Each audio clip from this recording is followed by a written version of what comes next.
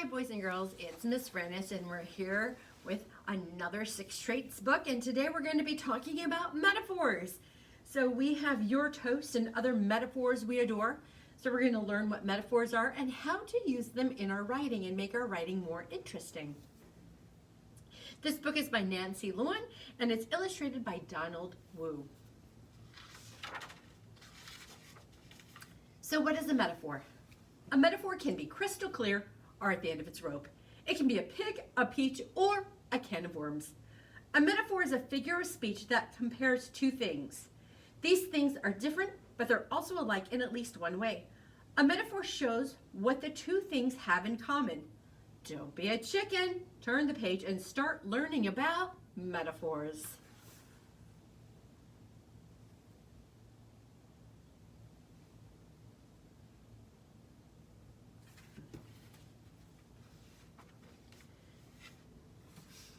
Meet Etta. Meet Etta's brother Corey. Meet the last piece of Grandma Greta's heavenly blueberry pie. It's out of this world. The blueberries are as fat as ping pong balls. Heavenly and out of this world are metaphors. They tell us Grandma's pie is special. Similes also compare two things, but similes use connecting words such as like or as. Metaphors don't. With metaphors, one thing is another. As fat as ping pong balls is a simile.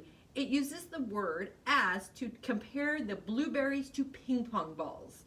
So remember that similes and metaphors are very similar, but there's that connecting word that is different. So think about that when you're writing.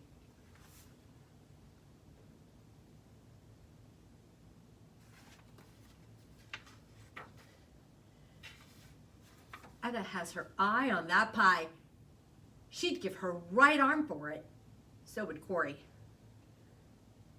Just cut it in half, Grandma says. I don't see that happening, says Corey. A lot of metaphors are also idioms. An idiom, remember, doesn't make sense when we look at it, the actual meaning of the words. Etta's eyes really aren't on the pie. She's just watching it closely. And neither Etta or Corey wants to give up an arm.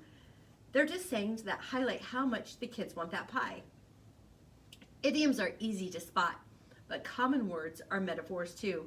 When Corey uses the word see, he means he doesn't think it will happen. So I don't see that happening. Of course, he's not talking about his eyes, but he doesn't see that that's going to happen. He doesn't think that will happen.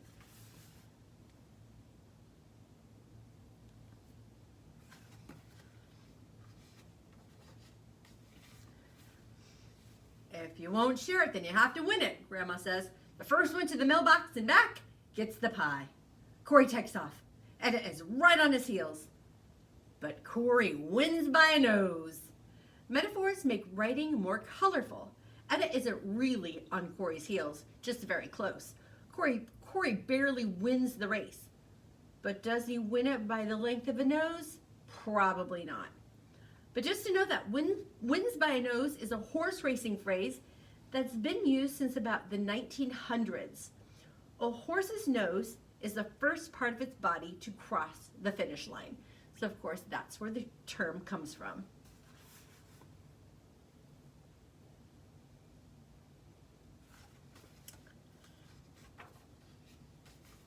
Okay, Grandma says, I'll spin you around blindfolded 20 times.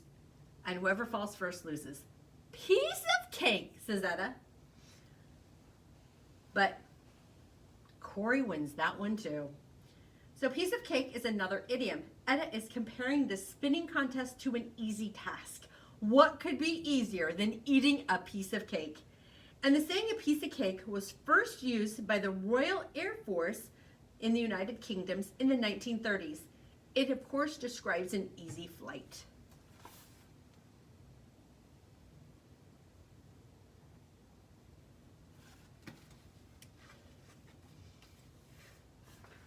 Let's make it 3 out of 5, Etta shouts. Fine with me, Corey says. You're toast and you know it. When Corey tells Etta that she's toast, he's saying that she doesn't have a chance of winning. She'll be scorched and served up to eat. Metaphors like this one are slang. Slang is a language we use when we're talking to people in informal situations.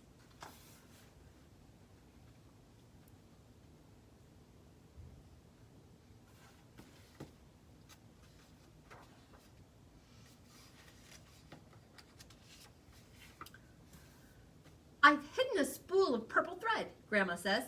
Whoever finds it first wins. Corey peeks under a chair. Oh, you're cold, Grandma says. Etta looks behind some plants. You're warm, Grandma says. And getting warmer, you're burning up. Got it, Etta cries. Here, cold means Corey is far away from the thread. Warm means Etta is close. It's like our solar system. The planets closest to the sun are much harder than the ones further away. Temperature words are used a lot in metaphors. Here are a few examples.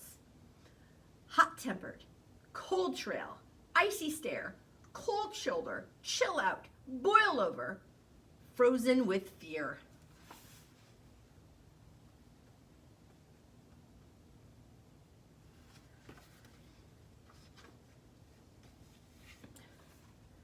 The next contest is a game of horse.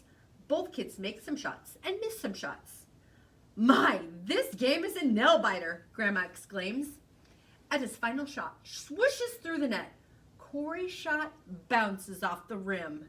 I win, Etta shouts. I'm on a roll now. Some people bite their fingernails when they can't relax. When Grandma calls the name a nail-biter, she's excited about the close score. When something is rolling, it's got energy. It's hard to stop. Etta is sure that she'll win the next game too.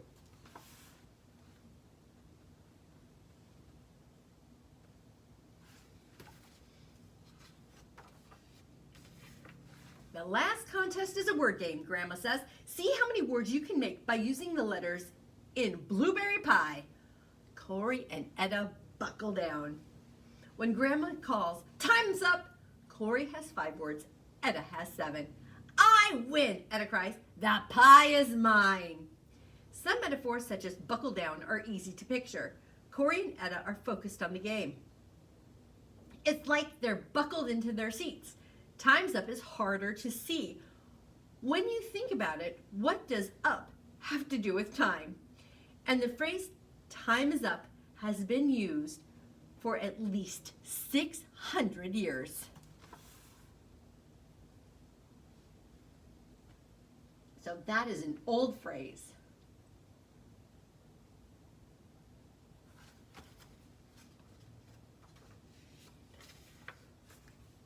Oh no, Dad! Etta wails. Her face clouds over. Metaphors can be a quick way of getting an idea across, and that's a great way to use a metaphor. We know Etta has been very happy, a feeling we connect with a sunny day. Then she sees the pie is gone. She's not happy anymore. The clouds have moved in front of the sun. So this is a great use of metaphors, is to show emotion.